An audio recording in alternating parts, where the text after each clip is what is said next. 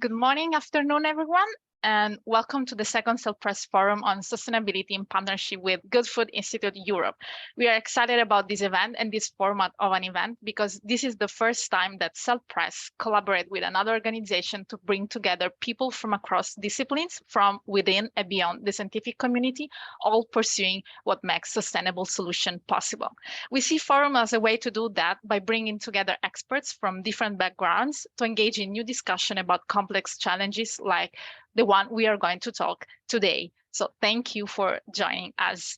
My name is Ilaria, and I'm the editor-in-chief of Trends in Cell Biology, a cell press review journal publishing articles in all areas of cell biology.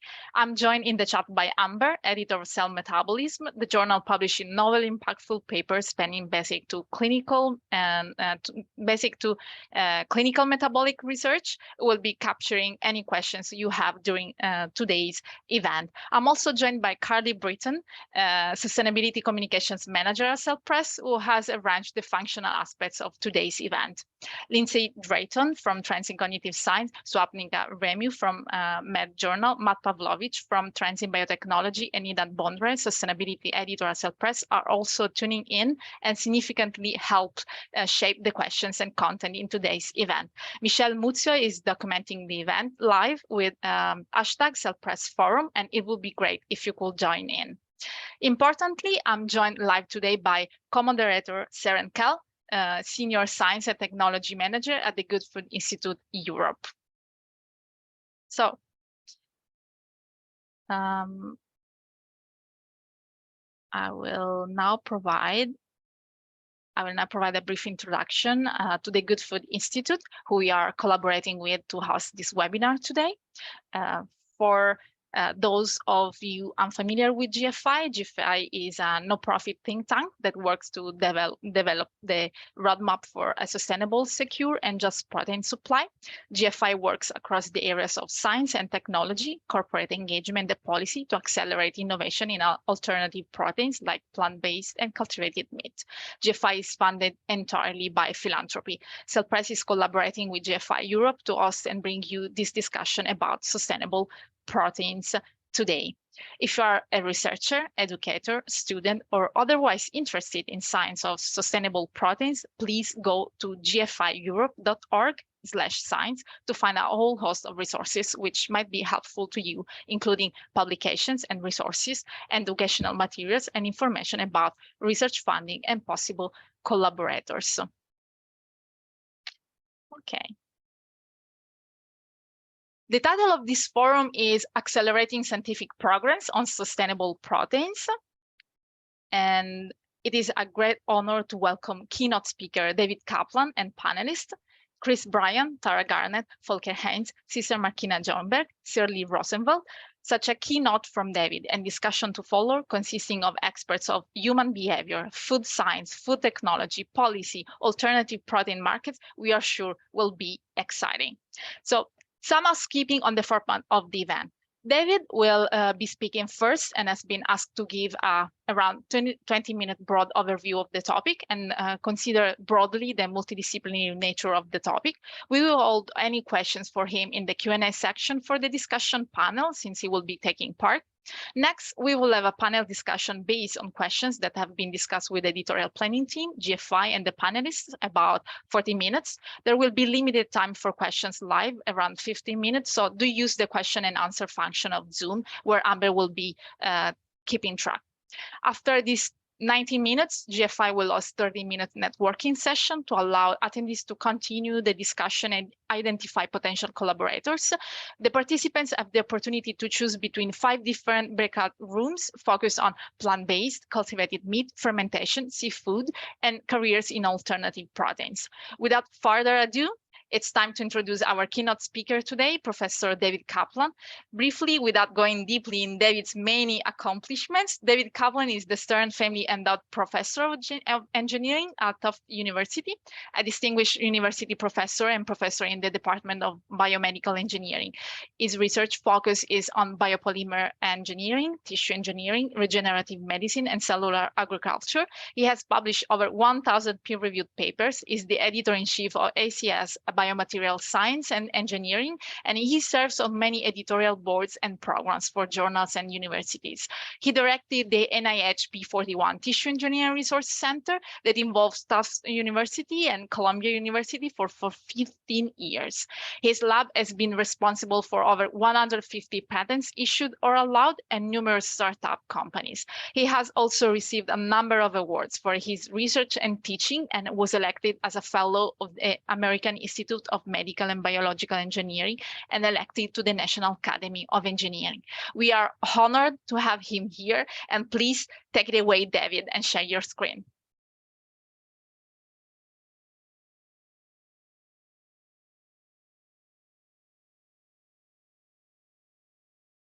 Great. Thank you so much for the introduction. It's great to join you today for this really important meeting, and I'm happy to kick things off with what I would call a very general overview of this issue of sustainable proteins for foods, or as I call it, foods of the future, that are hopefully foods today and into the future. The other term I like to use is farming with a pH without animals. So trying to grow food without using animals going forward. So in brief, I want to go through sort of the strategies people are using. You'll hear a lot about this today through the various panel members, and I'm sure discussion. So there's 3 different general inputs to this process. The first you see here, which we generally refer to as alt proteins or alternative proteins. Many of you know this as fermentation methods. Essentially, as you walk left to right with this cartoon, we're taking some kind of either yeast, bacteria, fungi, inserting appropriate genes or using the native genes, housing them in some kind of bioreactor to scale up production, ultimately producing a protein of interest. Could be a material, could be a product that's bioactive, et cetera. And ultimately that gets purified, as you see, moving to the right, and ultimately added to foods or food production processes to make things better, healthier, et cetera. So alt proteins is one part of the equation that we want to make sure we cover today. The second are plant-based production processes, which many of you know already because they are available commercially. You can see them, feel them, taste them, eat them, decide if you like them, et cetera. In the US, at least, we can buy them at almost any restaurant today or in supermarkets. And the concept here is just very generally, again, is taking existing plant-based raw materials of various kinds, again, moving left to right on our cartoon, combining those raw materials with hydrolysates of various kinds, maybe adding other components in, and then going through some kind of processing step. You see that as an extrusion process in the middle of this slide, so to really mix things and get things sort of more homogeneous, and then extrude out or generate structural materials for foods. And ultimately, the goal is form factors, taste, hopefully health and nutrition that are analogous to what you see with your current animal-derived foods as well. So this is the second part of the equation. And the third part, which is where my own lab really focuses on, is shown here, which is this is the cellular production approach. So we call it more the tissue engineering approach. To me, the general term is cellular agriculture or cultivated meat, cultivated foods, et cetera. And the goal is very simple. The strategy is fairly simple. Left to right again, we're going to take our source animal. You can pick livestock, you can pick fish, you can pick crustacea, you can pick insects. It's up to you. Isolate usually some version of a stem cell or stem cells. They may be precursors for muscle or fat or connective tissue. Those cells then have to be obviously purified, characterized, and then they go into some kind of scale-up process to go from small cell numbers to very, very, very large cell numbers. And there's many ways that are being looked at to develop that scaling process. And finally, if you have enough cells, you want to get them differentiated towards muscle or fat or combinations to make the structured foods you want. So usually you'll use some kind of biomaterial scaffolding, et cetera, to house the cells that, again, also generate the foods on the right that are sort of well known to consumers, right? So the right form factor, again, the right taste, the right texture, nutrition, et cetera.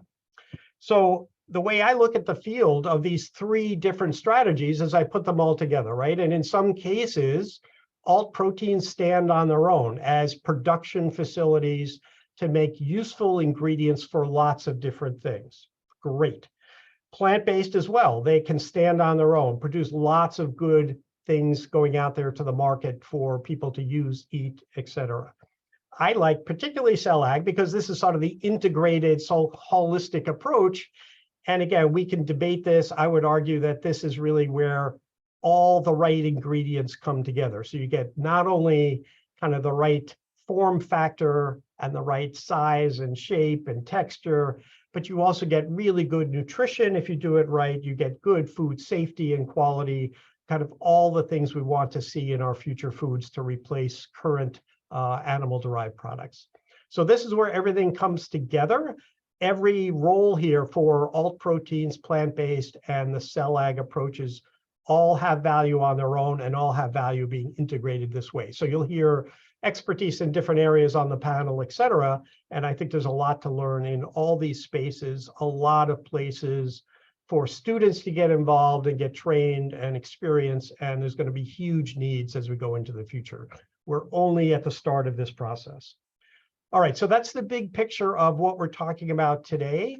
I want to emphasize the following from one of our recent publications, and it is that this is really one of the, in my career, right, one of the most holistic approaches you can think about to solving a global dilemma that's only going to get more and more demanding as we go forward, right? We need all of these ingredients, pardon the pun, for food, but we need all these expertise levels to come together to solve problems.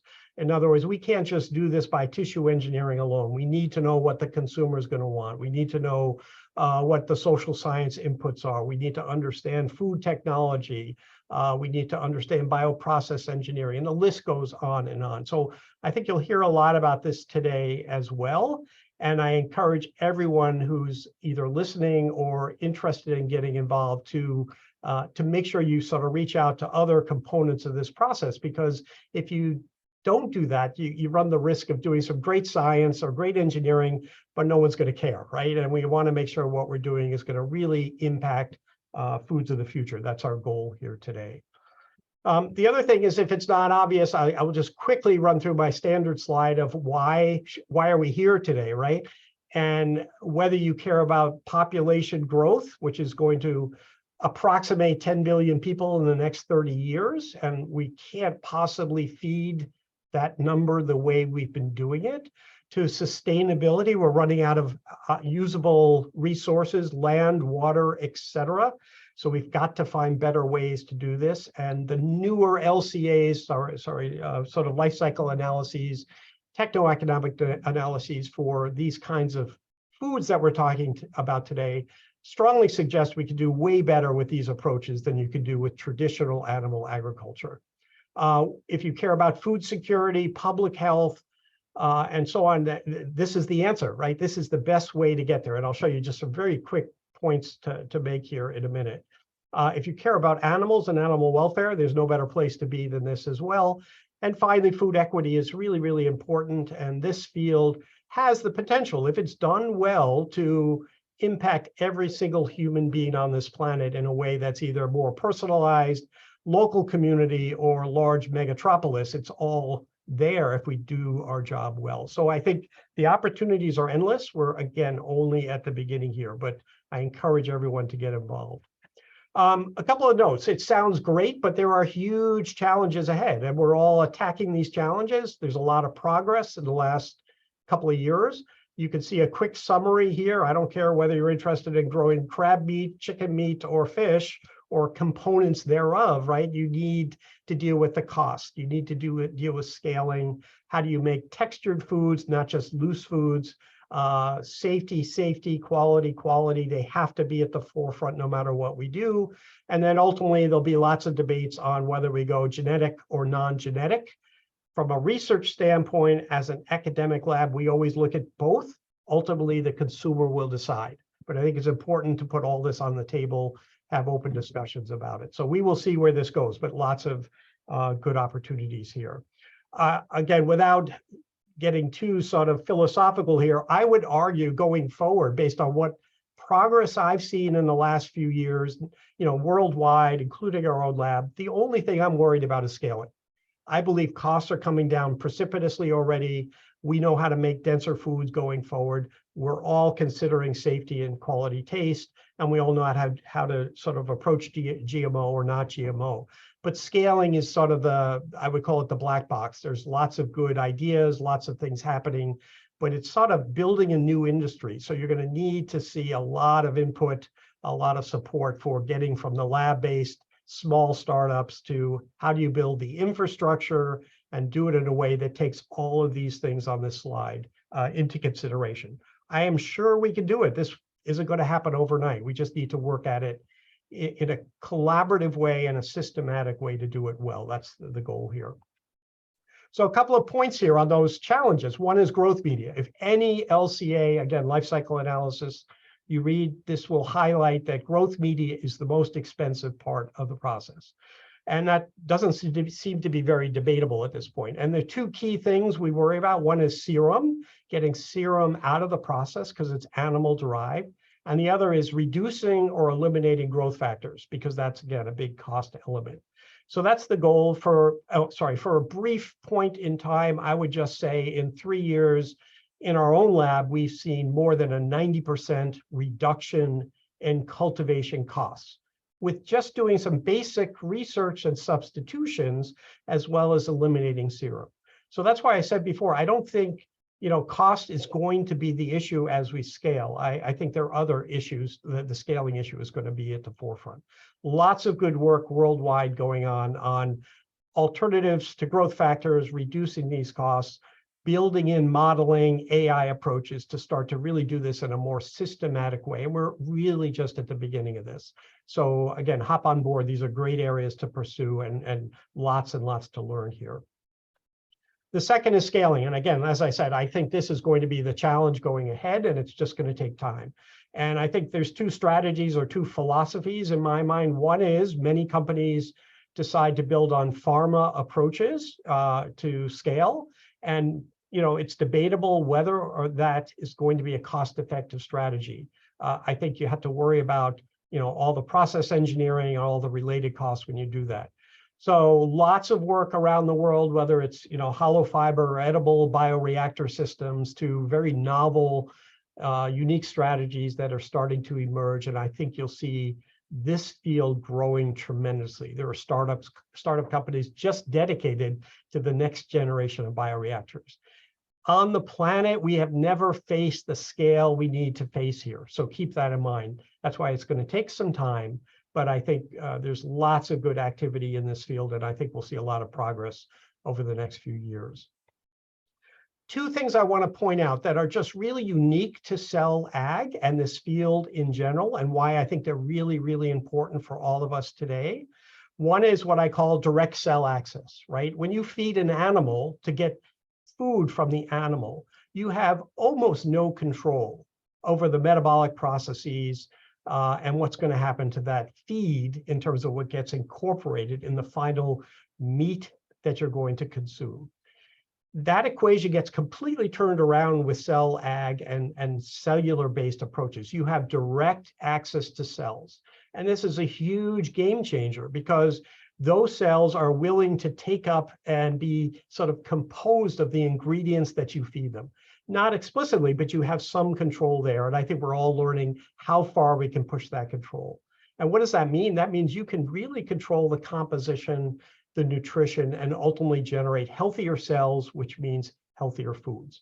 I think we're just learning about this. We have worked on that more from our fat cells, but I think we can do this for many cells. Example we've published on, we could take a fish muscle cell and make it sort of a fat-like cell, right? So maybe you don't need both fat and muscle, you could do it all with one cell. And the same with the pig fat cells. We can sort of alter the fatty acid composition to make it healthier. So again, just beginning to learn these things, huge opportunity for this new emerging field. Secondly, food safety and security, huge issue today. And cell ag and the approaches we're talking about can overstep anything you could do with farm animals today and fishing or et cetera, right? These are closed systems or pseudo-closed systems. You have much more control of inputs, outputs, QA, QC, and all the things we worry about with how foods are produced, their quality, what gets in, what doesn't get in, and knowing what's in there. These are all things we can manage really, really well with the processes we're talking about. So I just wanted to highlight those 2 points, right? Cell access and food safety and security that just allow this field to take over going forward. We have a lot of work to do. Again, we're not there, but these are things we can build on. The last thing I always like to highlight in my talks, general talks, are you can start to think about foods that don't exist today, right? And this is really kind of fun, but also important, right? We're so used to very defined types of foods in the supermarket. You can go after, in this case, almost any species on the planet, even endangered foods or endangered species. And all you need is a biopsy. And once you have the biopsy, that animal never needs to be touched again. And so you could grow cells from novel species never before used as foods and start to explore that space for novel flavors, tastes, et cetera. We're big in the area of what I call therapeutic foods. How do we generate cells that not only will feed you, but also improve your well-being, if you will? So I think, again, immense opportunities here. Maybe all GMO, maybe some non-GMO, but worth thinking about. And we could go on, personalized foods and making food more fun from the beginning to the end, whether it's the household or other programs that could be envisioned. Again, happy to talk about any of these. All right, just come back to conclude. One is, this is an incredible opportunity, particularly for students out there or faculty looking to decide what they want to do.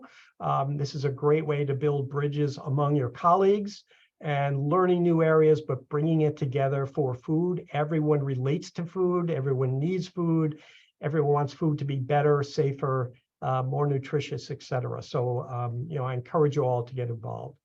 I want to just close with 3 quick slides. One is, in the US at least, we're fortunate to have a large USDA-funded program, Department of Agriculture, to establish a National Institute for Cellular Agriculture. So feel free to contact us. We have 6 institutions involved between ourselves, Virginia Tech, UC Davis, MIT, Virginia State, and UMass Boston. So we have a lot of educational programs. We put them out on the web. Happy to share any of our educational resources, training programs for undergraduate students, graduate students with anyone. Please don't hesitate to look on our website or let us know. We also have a very active program with industry. I just highlight the 9 members currently. Happy to talk further with anybody who wants to get involved in what we're doing directly with industry to grow the workforce and build transparency in fundamental research to help everybody. And then finally, and most important to me is my team. So these are our current grad students and postdocs involved in our cell ag program at Tufts. Again, immense thank you to them, and also to GFI as well for all they do for the field. And that's it. Thank you very much. Thank you so much, David, for the insightful presentation. It was great. Now we will move to our esteemed panelists. Dr. Chris Bryan is a social scientist and an expert on alternative protein markets and marketing. Through his company, Bryan Research Ltd., he works with alternative protein companies and nonprofits. Dr. Tara Garnett's work centers on the interaction among food, climate, health, and broader sustainability issues. She's a researcher at the University of Oxford and director of Table, a global platform for thinking and dialogue on key debates about the future of food. Dr. Volker Heinz is a food process engineering by training and has published in many different areas of food science, including food physics, food engineering, food safety, and food system analysis. Is a member of numerous evaluation and advisory boards and is teaching food process economy at the University of Veterinary Science, Hannover. Dr. Sisse Markina Jongberg has a research background in food chemistry at the University of Copenhagen. In her work at the foundation, she is primarily responsible for developing new strategies strategic initiatives, as well as managing the open competition programs within the AG food area, with an increasing focus on sustainable foods for healthy diets. Dr. Shirley Rosenfeld is an experienced food scientist with expertise in food technologies and protein research. She has led research projects and teams for over 10 years with a particular focus on sustainable proteins and meat alternatives. She also recently established a mycoprotein food product startup company called Funky. Now we will move on the discussion portion of the event, where we will take time to try to make connection between David's wonderful talk and the many disciplines represented in the panel today. Let me reintroduce here my co-moderator, Seren Ken from GFI. Please take it away, Seren. Perfect. Thank you so much, Ilaria. And thanks, David, as well, for the fantastic overview and helping to frame the discussion. So let's jump straight in and do a little bit of scene setting. So the first question I want to ask to our panel is to Volker.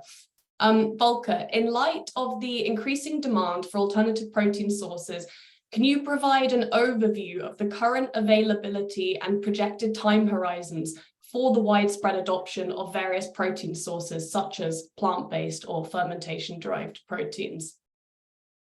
Yes, thank you for taking me in. Glad to be with you. Let me start with the food we are aiming at. And what I can bring to the table is a bit of knowledge and experience in food technology, food engineering, and also food machinery building. We consider food as a kind of multi-phase disperse systems where proteins are part of it. At the end, most of those foods that are rich in proteins are known since generations, actually. And we are trying to climb the Mount Impossible when we are trying to convert them easily just by the alt food, the cell food, or the plant-based food. Looking at the specifics of food, those who are concerned with food production in factories, they know exactly that they need clearly defined the characteristics of the proteins or the protein-rich ingredients they use.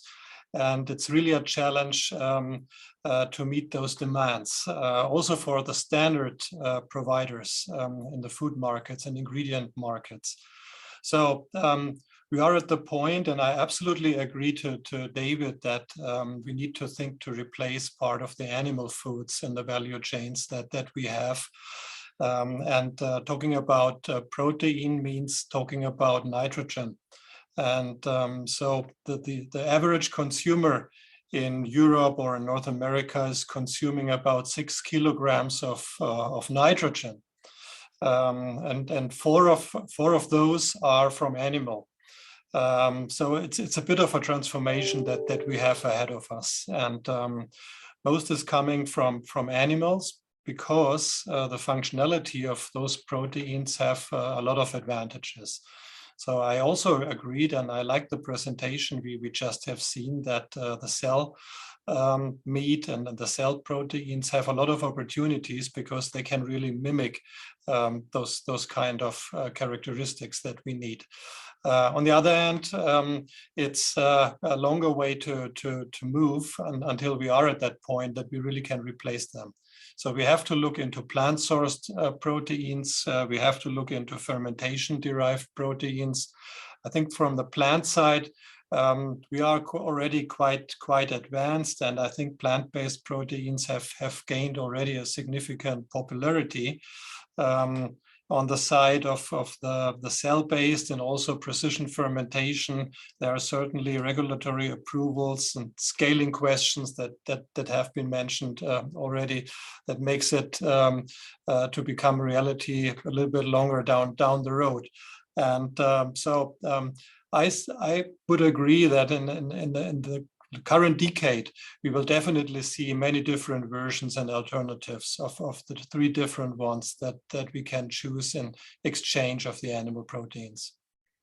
Great, thank you. That's a really helpful overview, Volker. And then if we step back a little, my next question is for you, Tara.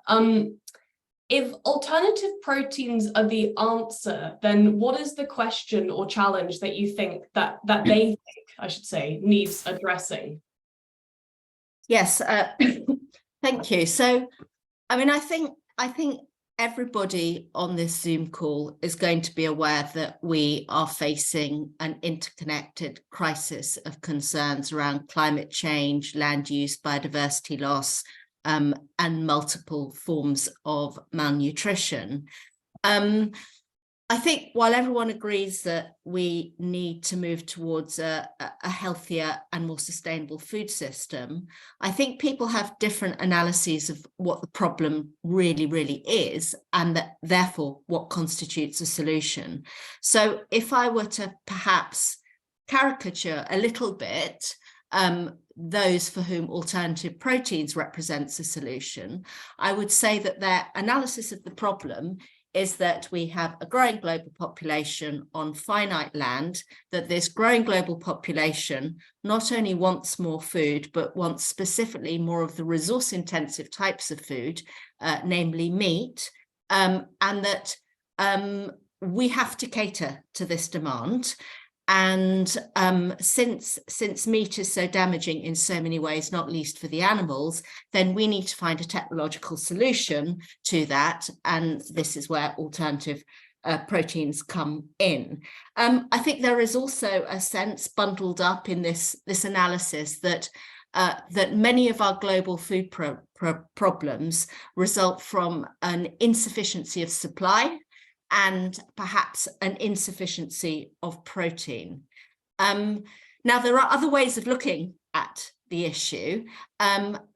People who perhaps don't question the fact that obviously we have a growing population, but that our food security problems are not to do with an insufficiency of supply.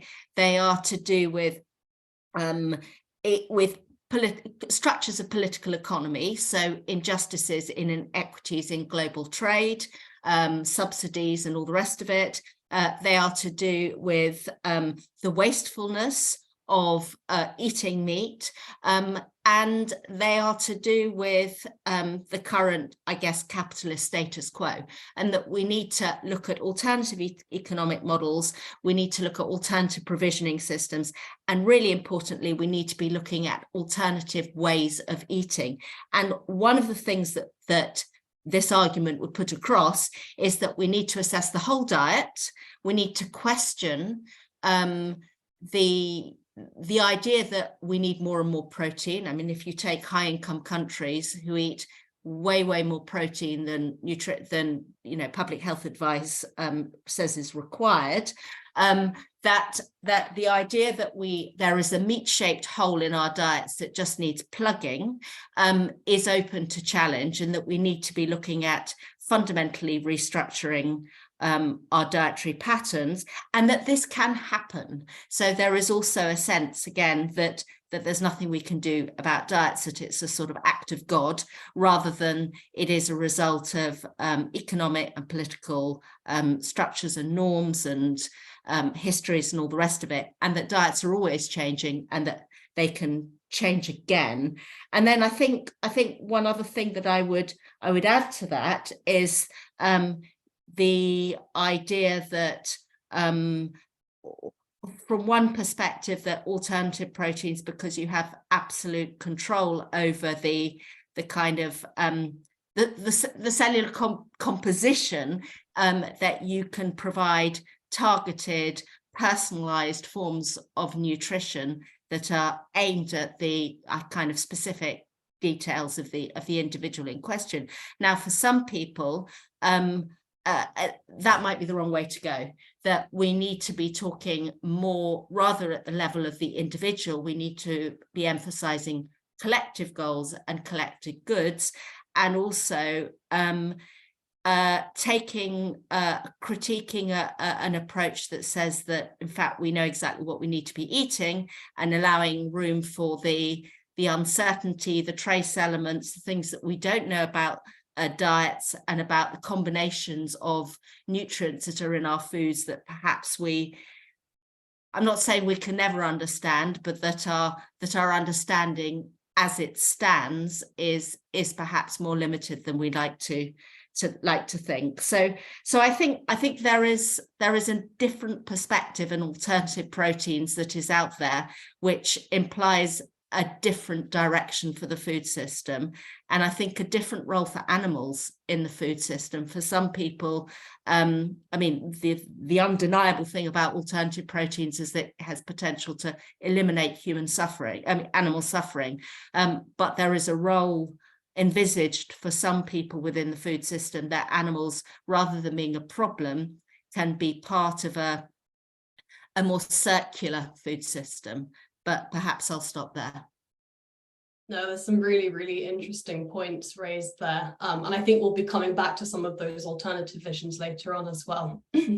Okay, so focusing on the solution of alternative proteins. So in order to maximize their market uptake, it seems that at the very least, alternative proteins need to be able to compete with conventional animal products in terms of their overall nutrition, how good they taste, and how affordable and accessible they are.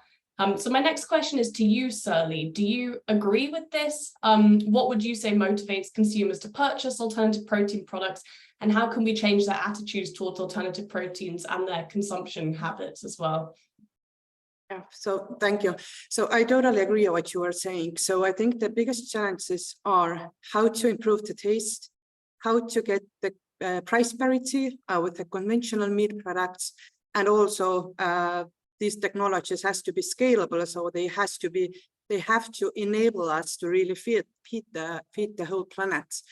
And I think there are different approaches how to achieve it for plant proteins, fermented proteins, or cell cultured meat products. But in terms of how to really attract consumers, I agree that there are different consumer segments. And as I think that up to now, the strategies for the companies have mainly been to mimic the conventional products. And there are definitely a lot of consumers who are looking possibilities to replace their meat burger or their fish fillet. But I believe that there is a huge potential to approach in a bit different way and to go beyond imitating any products, because I have seen that a lot of people have quite strong negative feelings if we talk about imitating some kind of meat products. And I think in order to really have a large impact, to really have a important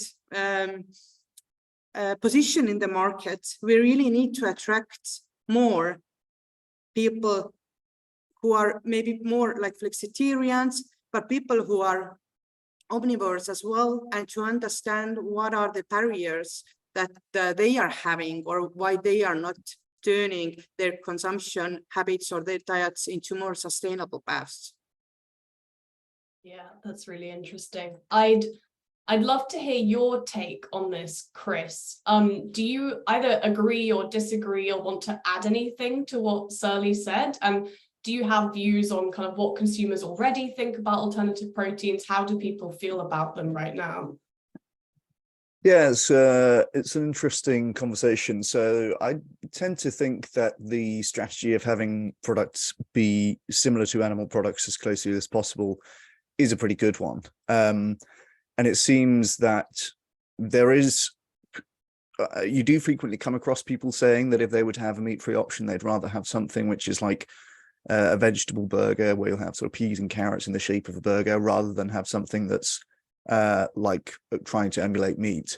But that doesn't seem to be the case when we look at like what people are actually choosing for the most part. So it's funny, I had this experience the other day. My friend and I were going to Subway here in the UK. They have this great plant-based steak in Subway at the moment. And when we got to Subway, it was sold out of the plant-based steak, and they offered us just the like the veggie patty, right, which is like the vegetables kind of mushed together. And we said, should we go somewhere else then? And this friend had been saying to me, you know, oh, if I was to have something meat-free, I'd rather it be the vegetable thing. So I'm not sure quite why that is, but it seems to be the case that, you know, when you look at the products that do well, and also when you're looking at sort of choice experiments, people are more likely to replace meat with something that's very similar to meat rather than something that's not. There is, I think one of the things driving that is this quite recent talking point about ultra processed. And people increasingly have the perception that perhaps plant-based meat alternatives that are trying to emulate meat are processed to an extent which is going to mean they're unhealthy. But that's not necessarily the case. I don't know if you want me to go off on one about processing now, Sarah, or if that's for a later stage. I was going to ask you at one point about the nutritional equivalence of plant-based meat. So why don't you speak to it now whilst you're talking? All right, sounds good. So this thing about this quite new category of ultra processed foods is something that's quite interesting to look at in this conversation. It's no secret that the animal industries have to a large extent promoted this idea. We can think back to the Super Bowl ads and the New York Times ads of a few years ago, and they were all very much based on this idea that, you know, plant-based meat alternatives are processed and have sort of unfamiliar sounding ingredients, with the implication that therefore they're going to be unhealthy. And that fits quite well with the heuristic that a lot of people have, that sounds about right, that eating natural roughly means eating healthy, right? And processed things are surely bad. But if we think about it in a bit more detail, there's really no reason to think that that would be the case. Like there are lots of examples of processing foods that actually make them more healthy. And if you look on the NHS website, for example, it talks about pasteurizing milk as an example of that, right? This is a process that is done to a food that actually makes it more healthy and safe for human consumption. Likewise, there's lots of examples of things which, you know, must be called processed sort of by any measure, but nevertheless are optimal for our health, like multivitamin pills, right? And then equally, there are things which are perfectly natural and unprocessed and appear in the wilderness, but are deadly to humans, right? So it's not necessarily the case that more natural equals healthier and more processed equals less healthy. Particularly in the case of plant-based meats, a lot of the reasons given for the category of ultra-processed foods being unhealthy do not apply in the case of plant-based meats. So a lot of those reasons include being calorie dense, being hyperpalatable, and having low satiation, right? So you'll eat it and keep wanting more of it. And that is true of lots of processed foods, but it's not necessarily true of processed foods. And where you compare plant-based meat and meat from animals, we see actually that it has a lower calorie density. We see that it has a higher satiety for the same amount of calories. And so a lot of these reasons given for processed foods being unhealthy don't apply in the case of meat alternatives. So it's interesting, there's been this sort of construction of the category of ultra-processed foods, and then it's been argued that plant-based meats fall into this category, and it's then argued that things in this category are generally unhealthy. Well, that could be true without applying to everything in that category. So, you know, you could just as easily do the same thing by creating a category called brown foods, right? And we could say, well, chocolate's a brown food, caramels a brown food, you've got brown sugar, doner kebabs, right? Brown foods are going to be unhealthy as a category. And that could even be true on aggregate or on average. But clearly there are examples where that's not the case, right? We're not going to then say, well, chickpeas are kind of brown, perhaps they're unhealthy as well. It's like this categorization and an attack on the category, which actually doesn't apply to the meat alternative. So that seems to be what's going on with this discussion around ultra-processed. No, that's some really interesting ideas there. So kind of dialing back again to the question of taste and price parity, I'd like to pass to you, Cesar. So in your work at Novo Nordisk, could you give the kind of philanthropic point of view, and speaking specifically to the work that the Novo Nordisk Foundation has done with the Plant to Food Network, could you talk a bit about the need or gap that open innovation in science platform was intended to solve or fill? And also, if you could briefly describe what the Plant to Food Network is, that would also be helpful to frame your answer. Yeah, sure. Thank you, Sharon. Yeah, so from a foundation point of view, we are focused merely on the very low end of the TRL chain. So on the basic science, pushing into this whole field of alternative proteins, being either plant-based or microbial-based or also cellular-based foods.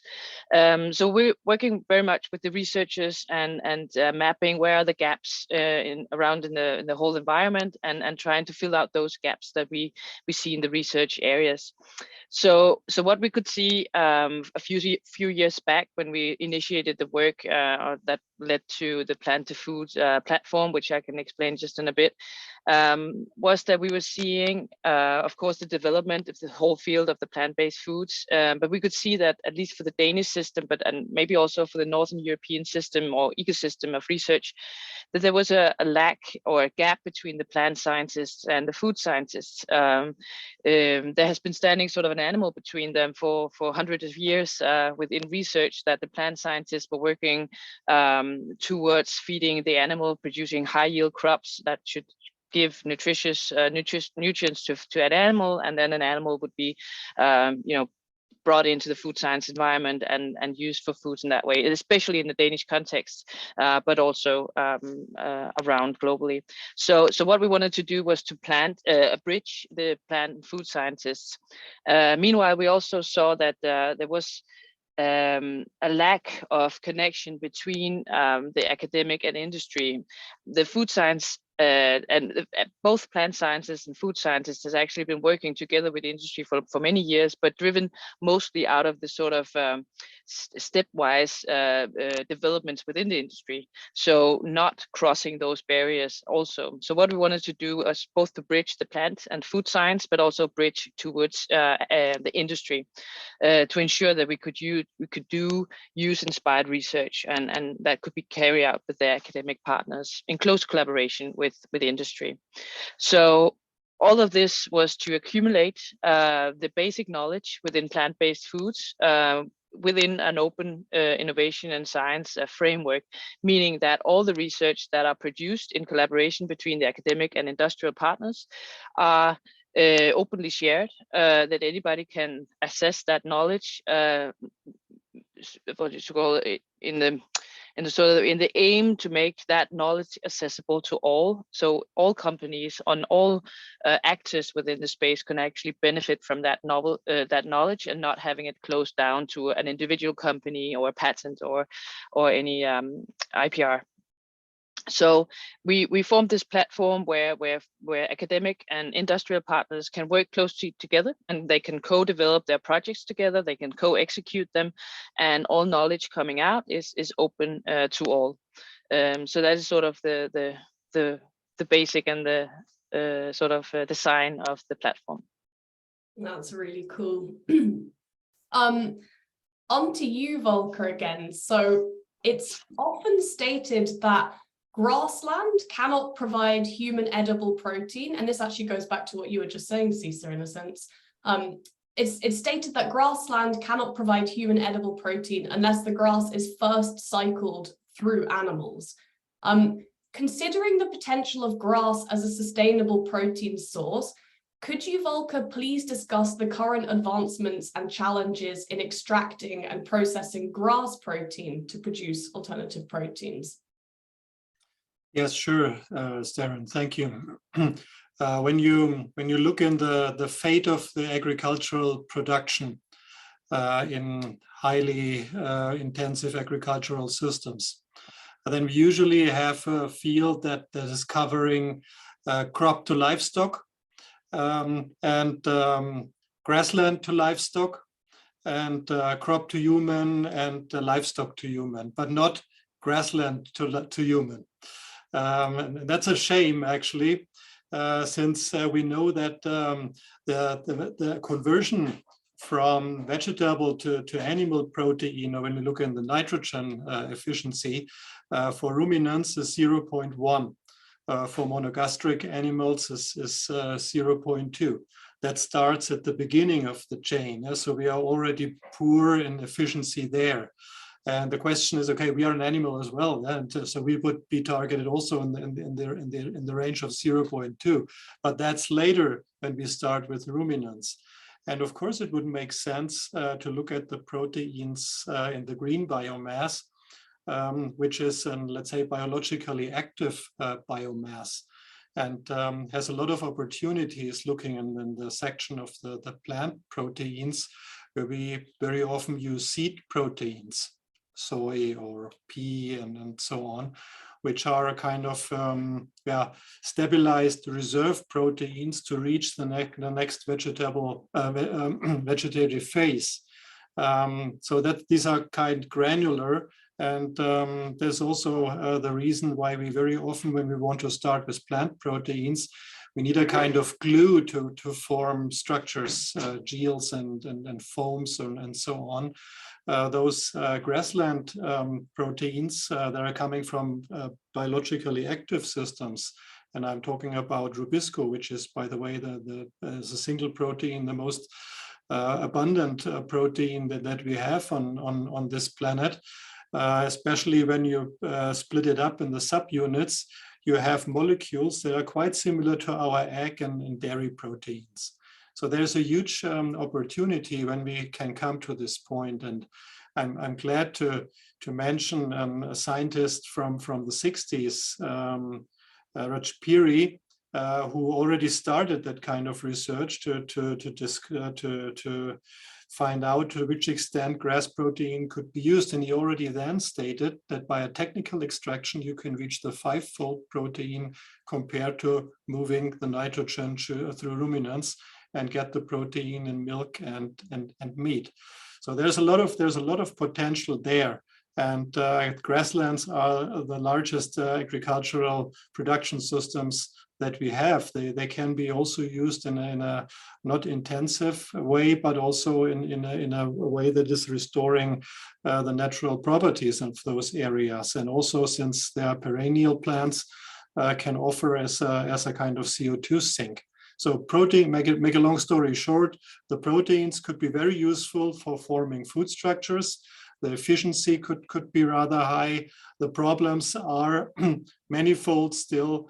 So we are trying to find a way to separate the subunits, or to cut the Rubisco protein into the subunits, and then find ways to stabilize it to make it usable for food industry in a way that we can define the properties. And of course, the economy behind that also has to be explored. Sorry. That's absolutely fascinating.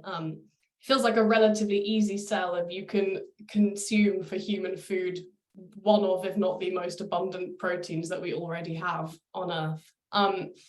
Okay, I want to move on to fermentation. And this question goes back to you, Surly. So could you talk about the main benefits of biomass fermentation approaches, and maybe also just touch on briefly some of the major research priorities that need to be addressed?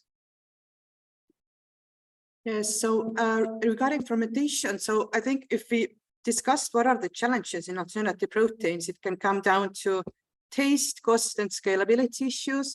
So I think that regarding taste perspective, there is a much potential in fermented proteins as well.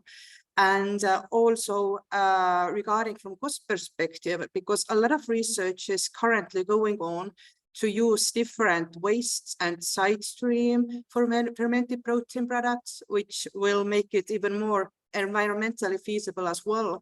And we are not talking only about food waste or food waste streams, but also about wood industry. And I think it's several places in the world, but we have also in Estonia a company who is valorizing wood dust into lignin and different sugars, which might, or I guess they have potential in the future to be used for different bioprocesses, including food production technologies. And what is also, I think, a big benefit of fermentation, it's the same with cellular technologies as well, is the land use and the possibility to produce that kind of protein all around the world, regarding the climate conditions or regarding the land availability. And I think it's even more important, as already been mentioned by David as well, that food security is coming more and more important issue when we talk about alternative proteins, and there are a lot of places in the world who have a lot of troubles to feed themselves, to guarantee food, as they don't have either land or the weather condition are not allowing to do it. And that's why fermented or cellular technologies are really, really important to them. And I think we have seen that these countries also have shown some political innovations in this field. If you think about Singapore and cell cultured meat. So I just came from Singapore. There is very little hands and a lot of people, and they are also struggling how they manage to increase the food that they can produce locally. Yeah, that's fascinating. Okay, and then a final question really focused on the science of production of sustainable protein, so the technical side, and this one goes back to you, David, again. In your presentation, you were talking a lot about how scale is the big open question here that needs to be addressed.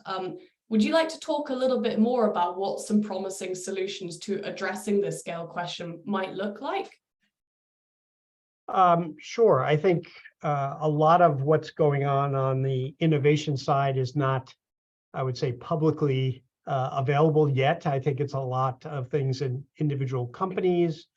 But I would say in general, for startups in the space, they've taken a really close look at current fermentation hardware, costs, infrastructure, and redesigned what pharma had depended on, or what beer brewing and winemaking have depended on, and tried to reimagine this with, I'll just say, generally lower cost materials, less energy intensive methods, and overall less plumbing, less water use, et cetera. And I think you'll see those devices emerging in the next year or two, because I know some are coming from different companies. And I think they'll be game changers because they'll kind of redefine where you start in this field. And I think that's just the beginning. And then I think you're also seeing in academic labs a lot of existing novel ideas already emerging or emerged or published. And so, as I mentioned briefly, you're seeing some really novel, what I call edible hollow fiber based bioreactors. So where the tubing and everything should eventually be part of the food you're going to consume. Still a lot of work to do, and it's not clear where the cost benefits are going to be, but yet it's a very, I think, important and novel approach to grow everything that way, and that just becomes processed directly. In our own lab, we take different approaches. We're looking at things like textile engineering as a novel strategy to grow dense foods, so meat-like structures. And so there's no precedence for that. We have to start from scratch and build every piece of that process, from the hardware to the cell interactions to what is it going to look like and feel like and so on, and what are the cost and water use and so on. But these are all things we and others are working on as well. And to the audience, I hope there's folks out there that get encouraged by what they're hearing and they want to go back to their drawing board and design something out of the box, because I think we need more and more of that. And I think everyone on the panel knows it's not going to be one solution here. We're going to need a whole set of different solutions depending on what you're growing, depending on where you are, depending on the cost factors, and so on. But I think, again, I'm incredibly encouraged just in the last few years to see these different strategies emerging already. Yeah, there's a lot of exciting science, and it feels kind of crazy if you look back over the last 5 years, how quickly things are now changing now, and how many new people are moving into the space and wanting to build their scientific careers around this as well. I'd like to step back away from the science and go back to the kind of bigger or wider picture around the why of alternative proteins. And the next question I'd like to address back to Volker again. So as we continue to shift towards plant-based food production, there is the potential for some significant reduction in the amount of arable land that is used to produce animal feed. Volker, could you elaborate on this and how the freed up land mass might be repurposed for alternative uses? Yes, I can making a start here. Well, for sure, it's highly needed to look a bit in improving our soils, in conserving water resources, in reducing also the need for chemical inputs, fertilizers, and so on. As I already mentioned, that a large part of the fate of our agricultural production is going into animal feed right now, with a nitrogen conversion factor of 0.1 in the case of ruminants. So it's not only meat that is a problem, also dairy that is a kind of a problem in that respect. And when we can find ways to make full use of the protein that we have, for instance, in the grasslands, then of course, just by the numbers, by there's an easy math to do, that by 80, well, we take a black and white approach and say we're taking all animal foods out and trying to do it with the plants that are now going from grasslands to human food and from crop to human food, then 80% of the agricultural area would be freed. Of course, the black and white approach will not happen, but it will be can be a gradual conversion happening. And what we already see right now is there has been a long discussion and also kind of competition from energy farms, solar farms, wind turbines, and so on, somehow competing with agricultural food and feed value creation. And this is going on since 20 years or more already. As we know now that solar electricity, solar energy is by far more efficient on the footprint they create on agricultural land than any kind of biogas system can have. So I think it's a straightforward way, but particularly in the days that we are living right now, that energy concerns so much, that part of those areas will definitely go into the creation of CO2-free energy. On top of that, we will also see that we have the opportunity to look for the endangered species by creating wild growing areas. The problem there is, of course, how to maintain those areas when that becomes larger, and how to get people, farmers in that areas still to make them a living. And then it comes back to, for instance, using green biomass from extensively used agriculture for protein in one respect, but also it could be a kind of cascade that is built in there for taking out the protein in the first step. And with plants is always a bit of a problem. We're talking about protein today, but having food palatable and attractive. We should make another meeting maybe next to talking about fat and sustainable fats, particularly when we cut out the animals, the animal products. And then we could have a kind of cascade by feeding the residues that is left after the extraction of protein to insects, for instance. They can create fat. Okay, we are back to animals again, but we will have to think about gradual conversions in that respect. Great. And now I'd like to kind of, because we've kind of zoomed out and looked at these bigger questions of like changes in land use and what that transition could look like, I'd like to come back to you, Tara, and some of the initial points you were raising at the very beginning of this panel discussion. So I guess my question is, are there ways in which alternative proteins could be compatible with other ways of thinking about food systems, challenges, and solutions? Yes, I mean, I think the point was already made that the future is never going to be one thing, and by necessity, it's going to be a sort of hodgepodge of different kinds of visions and futures. I do think that there are two perhaps overlapping but competing visions out there. One is what you might call a kind of circular agriculture, which sees the reintegration of livestock into cropping systems as essential for the kind of recycling of nutrients within the system, bearing in mind that animals do not create nutrients. You know, they have to get it from somewhere, and there's always going to be losses through the system, but they make it perhaps more bioavailable for the next generation of plants to take up. And I think there has been there is a move within some in the sort of food systems community that rather than seeing animals as a problem, we need to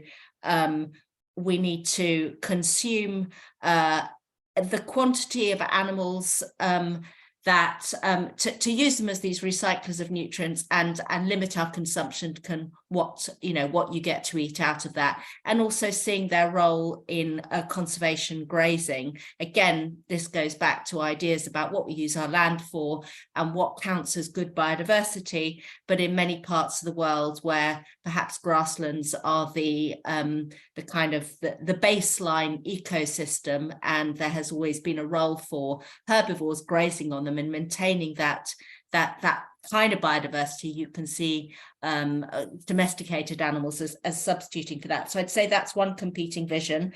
And the other competing vision is what you might call your straight up kind of hippie lentils scenario, where we don't go for the more processed versions, but where we consume foods in as close to their natural state as is possible. And I just sort of just a counter to the counter of the ultra processed foods critique that Chris gave, was that perhaps the issue for many is not so much about the health or unhealthiness of these foods, although that is an accusation, but it's about power and profit. It's about the transformation of very, very basic, very, very cheap raw ingredients into food items that have an enormous markup. And it's about the erosion of power and agency of the individual, and I guess the loss of cooking skills, which at one side seems slightly trivial, and on the other side it's part of the fundamental kind of basics of having some kind of agency and control and autonomy over your life. So I'd say those are the two critiques, but I two different visions, but I also see some kind of compatibility, because if you are going to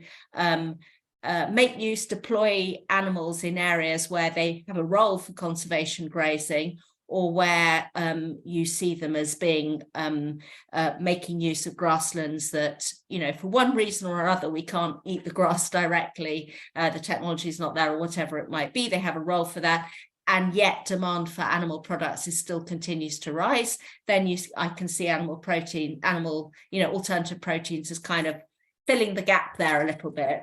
And I think with the sort of the social justice element of it, I think again that the power and the fact that some of the large corporations are kind of very, very interested in this field, as and if there can be visions of alternative proteins development that are perhaps more decentralized, more democratized, that are perhaps more open source, that's trying to address some of those issues of imbalance, which is arguably where we are today, with a tremendously unhealthy food system that profits a small number of people. And although it's feeding 8 billion people at the moment, it's not necessarily feeding people very well. And again, it's we need to develop visions that somehow rebalance that power imbalance. Thank you. We have about a minute and a half left, so I want to briefly wrap up. So I think we've seen today, and this was kind of known before, that alternative proteins is obviously, relatively speaking, an incredibly new research field. And we can see that there are a huge number of open questions that do require an interdisciplinary approach to address. There are still huge questions around scaling the production of alternative proteins. We need to make sure that they're affordable, accessible, and delicious. And we need insights and support from many stakeholders to ensure that the transition to a more sustainable food system is just and fair and compatible with other ways of thinking about food system challenges and solutions, such as, for example, regenerative agriculture. So I think with that, I am now going to hand it over to, I believe, Amber, who will hopefully address some of the audience questions to the panel and answer any questions which haven't already been touched on. Great, thanks so much. This has been really interesting and inspiring so far. So I have some questions that I pulled from the chat just to let everyone know there are so many great questions that we'll definitely won't be able to get to all of them, but we're going to try to get to some. So this one is from Elena from Italy, who says that some countries such as Italy are already gearing up to ban cultured meat. It's instinctive and unreasonable potential action that refuses innovation. It doesn't take into account the need for proteins and the possibility of reducing the use of animals or the urgency to even study this before the ban. So how do we diffuse this negative narrative that's already happening in some of these European countries? Maybe Chris could start. Yeah, it's a great question. I think that a lot of the political resistance to a transition to alternative proteins is predictably coming from groups whose financial incentives are aligned with the current food production system, and the rise of alternative proteins would effectively represent a financial threat to their operations. So, you know, certainly there are barriers along those lines being erected, and I would comment on the way this is often distilled in the public discourse is in terms of farmers' jobs. And, you know, you can encounter this idea that, yeah, if we move away from eating animal products, farmers are going to lose their jobs and not be able to support their livelihood, and that's going to be a problem. I would say, first of all, there are, of course, going to be new opportunities in agriculture that are aligned with alternative proteins, right? We need to get the inputs from these products from somewhere. So crops growing to make plant-based products, crops growing to make input for cultivated meat. Actually, cultivating meat on a farm scale is something that's been considered as well. So there may be new opportunities as well as moving on from older systems. But then the other thing I would say about that is, from an environmental perspective, we really do need to be using less of our land for food production. And so if we can move towards systems which are more land efficient, then that is going to enable us to repurpose a lot of that land that's currently locked up in agriculture for carbon sequestration through rewilding, reforesting, for example. So governments need to do what they can to support agricultural workers in that transition, and there's a new subsidy scheme here in the UK whereby farmers will be paid for various activities which protect the environment rather than being paid for productivity, including of animal products, as was done in the old system. And the final thing I would say on that is that the biggest technology which threatens jobs in farming at the moment seems to be factory farming, right? There are far fewer farmers needed to produce the same amount of food in intensive agricultural systems as opposed to extensive kind of small scale farming, the systems that people want to defend. Nobody really wants to defend the factory farming systems, the intensive animal agriculture, and indeed that has meant that there are far fewer jobs in agriculture than there would be otherwise. So, if we are serious about preserving jobs in agriculture, then a very effective way of doing that would be to move away from intensive animal agriculture. Great, thanks. This is a question that we got during the registration period, and it refers to water. So obviously agriculture is a very water intensive process, but will the amount of water in the world be adequate for these manufacturing processes of these new types of products we've talked about today? Anyone jump in?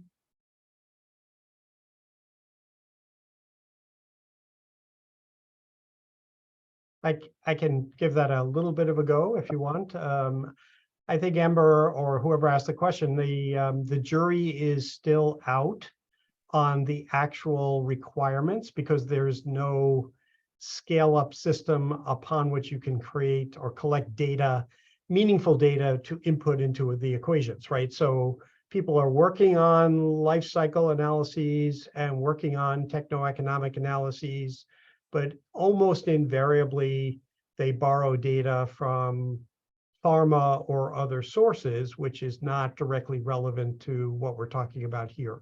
So as those systems are established and more data becomes available, I think we'll get a better read on what those comparisons are going to be. I think in general, the expectation is, though, whether it's alt protein, whether it's cell ag, plant-based, that we will do better in the holistic sense in terms of inputs and outputs related to sustainability, whether it's energy, whether it's carbon dioxide, whether it's water, whether it's land use, et cetera, that the global input would be improved in this direction. Great. So this question is directed towards Tara. So as GDP grows, there is a corresponding growth in livestock consumption. How do we convince people living in LMICs that they should not switch to meat-based diet as it finally becomes affordable to them? Yeah, I mean, that is a really, really big and important question. And I think there are several ways of approaching it. I can't say I'm going to answer it satisfactorily. Firstly, yes, we do see a correlation between income growth and demand for animal products up to a point, and beyond a certain high level, it kind of plateaus at very high levels of consumption, with some indication that there can even be a kind of falling off in demand, but this is still a falling off to nevertheless quite a high base. I think if we look at it, I think the other way of looking at it is from the sort of the energy transition sector. You know, there needs to be a leapfrogging that is going on, rather than throwing oil intensive, petrol intensive, gas intensive technologies at the need for greater electricity coverage, greater energy coverage, better transport infrastructure in low middle income countries. It's by saying, can we just get rid of all the old stuff and move directly to the new stuff? Now, what the new stuff looks like, and to what extent alternative proteins is part of the new stuff for food, is the question. Because I think the problems that we are seeing in emerging economies are enormous problems of a rising burden in non-communicable diseases such as diabetes, strokes, heart disease, and the rest of it, which are diet related and which are to do with the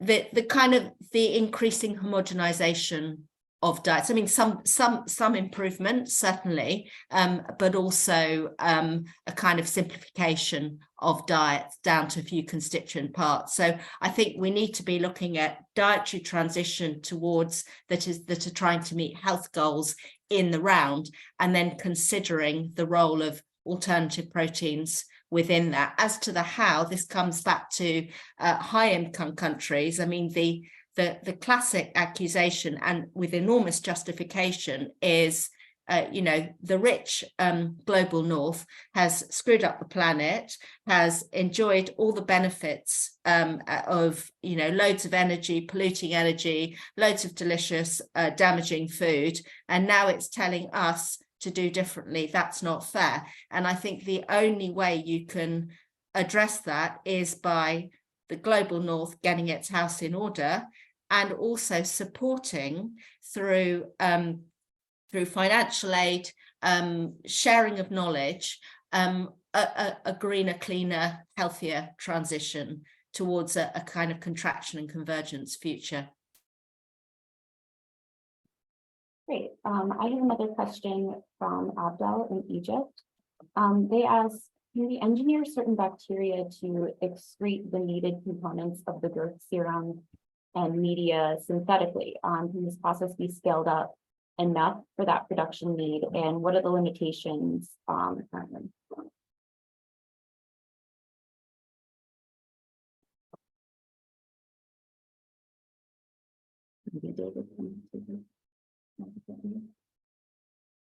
I'm always happy to jump in if no one else wants to take it, but I guess just very briefly, again, I hate to say it, but we don't know yet what the scaling is going to look like and how efficient it is going to be, because the levels of these secreted products factors we're going to need to scale all the food ingredients and components into the future is, again, has never been addressed before. So it's certainly not going to happen in the short term. It's going to be a slow progression of scale and these factors and keeping the costs decreasing with time. Do I think we're going to get there? I have no doubt. We have no choice to get there. The question is how fast, and that I can't predict. Great. And then so there's a couple questions about what we could do with this food. So one question is, are there any allergy-free cell-based systems either for seafood that are currently on the market, and if not, we make them? And there was another question related to whether or not we could make these foods kosher.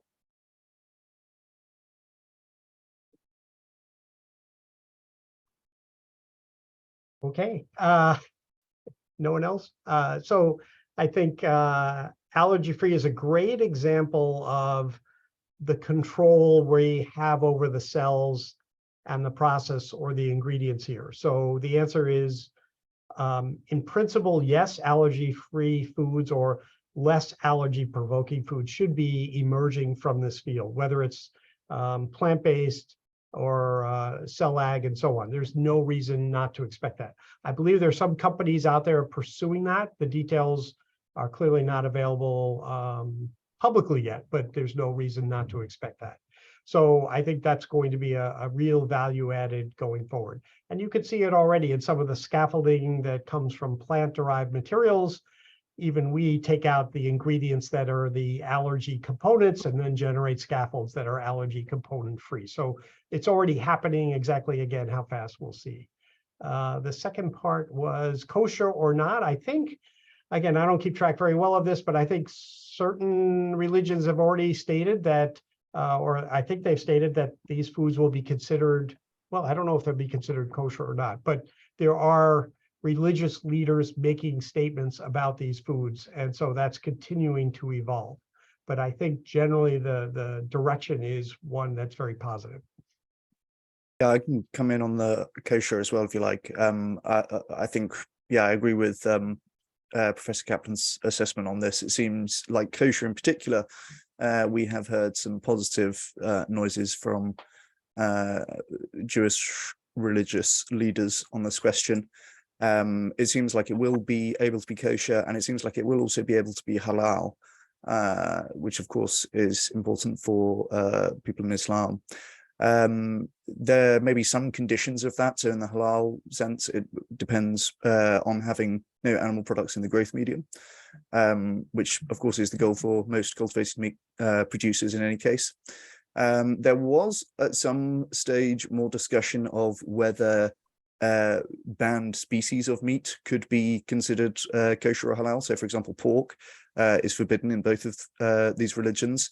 And it was discussed for some time, hey, perhaps if you were to have cultivated pork, maybe that wouldn't count, and then it could be kosher or halal. It seems like that is less likely to be the case, and people, those religions are more likely to stick to those restrictions. But in principle, other products that could be halal or kosher can be if produced by cultivated meat. Great. Lots of great things on the horizon then. So this question might be best answered by Cisa. So do you see opportunities in hybrid products between cell-based products, cellular animal-based products, and plant-based? And then maybe you can talk more about co-produced precision proteins. Yeah, yeah, sure. Thank you. And I think David also already just alluded to this combination of plant-based and using that as a scaffold, for example, for a way to introduce cell-based meats into an actual product. So yeah, we're looking into that as well. And in general, I think that we are very much pushing towards having a lot more interdisciplinarity in the way that we do research, and this will be needed in order to lift this big challenge, as already talked about. This is not one solution that we're aiming for. It's a multitude of different technologies and solutions and knowledge that we need on the table in order to move this whole area forward.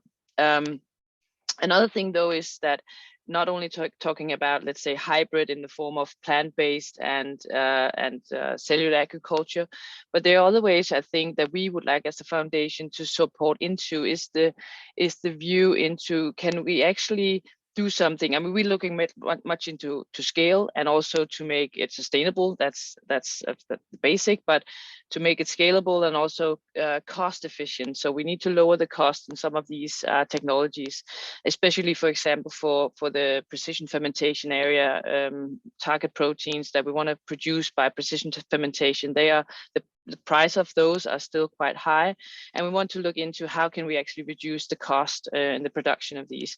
And some of our thoughts moving ahead is to see whether we can actually do a co-production of an organism that both have is modified to be able to produce a target protein, but then meanwhile that you can use the biomass also as an edible protein source, or at least food source. So to have this co-production where you both produce a target protein or target component and also use the biomass for food production, and that would be able to lower the cost on both aspects. It might not be that it's the high value food products, so food ingredients, but the low value bulk proteins for food production.